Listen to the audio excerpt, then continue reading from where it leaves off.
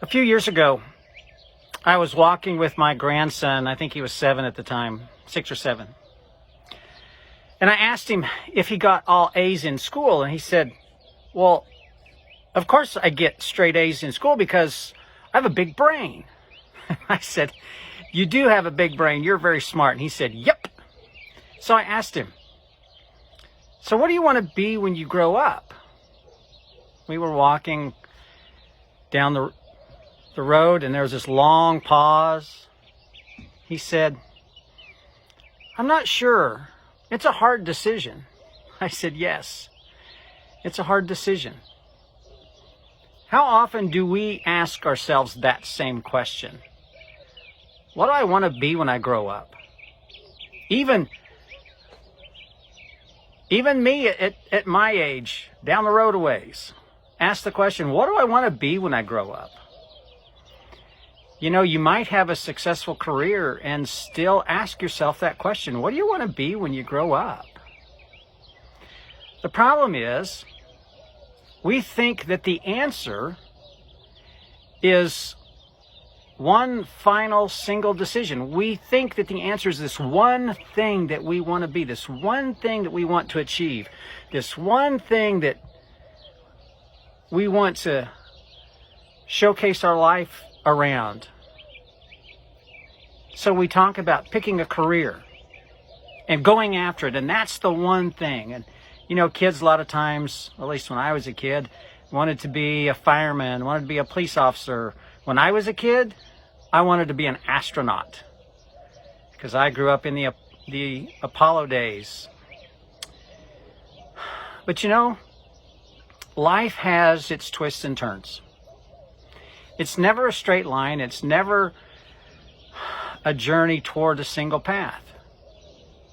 As we grow in our life and as we learn new things and as we have new experiences in our life, all throughout our life, those things impact us and cause us to be uncomfortable with our life and cause us to feel maybe a little bit guilty because maybe we're not pursuing that thing we wanted to be in our life that we told ourselves early on.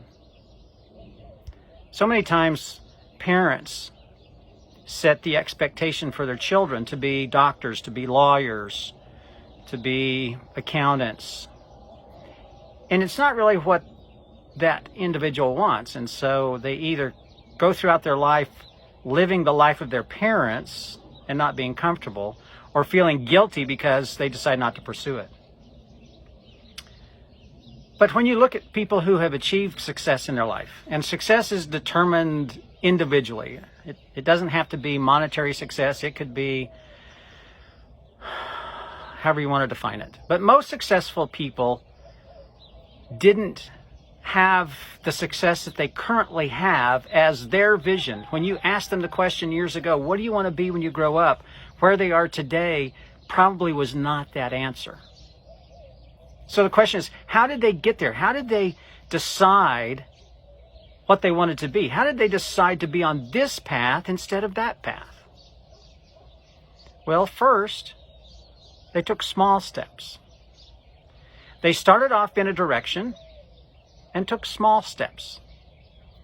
And eventually they found the path that they wanted to go down. And if you're sitting there and you've got this knot in your gut and the feeling that you really haven't got it figured out yet, and you don't know what to do, and you don't know where your life is headed, and you don't know what you want to achieve in your life, and you still ask yourself, what do I want to be? What do I want to be when I grow up? Ask yourself this question. What should I try first? You know, live life as if there's no prescribed endpoint, as if there's really no defined what do you want to be, and no defined plan to follow for your life. Ask yourself, what should I try first? And then take small steps in that direction. It'll do one of two things. You will either find that you are really engaged and energized because of that direction you're headed and you really like that, or you'll figure out, that's not the direction I really want my life to go. And so you make another choice and you say, what should I try second? And try something else. The only way you'll ever really see the path for your life, the plan that your life has for you, the only way that you'll see this is one day when you turn around and look behind you and look over your life and you see which way you've come and see what you've achieved. And as you take twists and turns in your life based on what you like, what interests you, what engages you, and you make these choices throughout your life, that is who you're supposed to be. Those are the choices you're supposed to make, as long as they're not somebody else telling you what you need to be. So be free to follow and pursue the interests that you have, those things that interest you. And while you do that, make sure you put your focus on what you're doing today, because obviously what you're doing today is important, but feel free in your life, feel free in your soul to follow and pursue the interests that you have. And don't be stuck in the life that you're currently stuck in if you feel stuck. If you love where you're at and you love the direction you're going, you are a blessed person. So many people have this knot in their chest that they're stuck and they need to be doing something else. So how do you take the first step? That's the question. When you ask yourself, what should I try first? How do you take the first step? Well, one thing you can do is follow people who are doing what you're interested in. Maybe it's somebody who's created a business you want to start. Follow them. Don't be a stalker, but follow them on social media. Follow them in the community if that's what they are. Get on a committee with them. Get on a project with them. Follow them. If you're interested in what they're doing, follow what they're doing. The second thing you can do, find free ways to dip your toe into it. With this online social media, online learning, online library, video, blogs, podcasts, all kinds of information is right at your fingertips. There are free ways you can dip your toe into learning and experiencing what interests you, so that maybe you don't have to spend thousands of dollars going to conferences and things like that to learn some skills. You can learn so much online, and it's free. The third thing that you can do to help you take the first step towards your interest is find a friend who's also on a journey searching for what they're supposed to do with their life, and partner up with them, pair up with them as an accountability partner, because holding each other accountable to pursue what you're interested in and to pursue your goals will help you get there faster.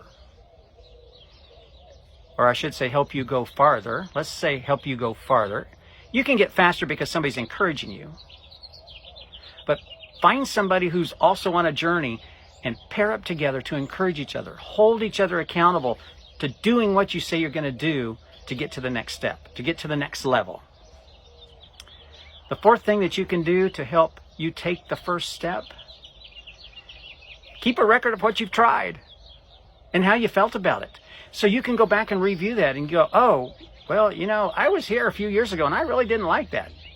Maybe it's changed, but keep a record of what you've tried, how it made you feel, whether you liked it or not, whether it worked or not. That'll be a great tool for you to use going forward. So, the question is, what do you want to be when you grow up? We ask ourselves that question all the time. And it's okay, because life changes, interests change, and sometimes it's time to take the next step and to move in a different direction in your life. I'm Mark Schinnerer. I'm here growing your success. I hope you find out what you want to be when you grow up. I'll be back and talk to you tomorrow.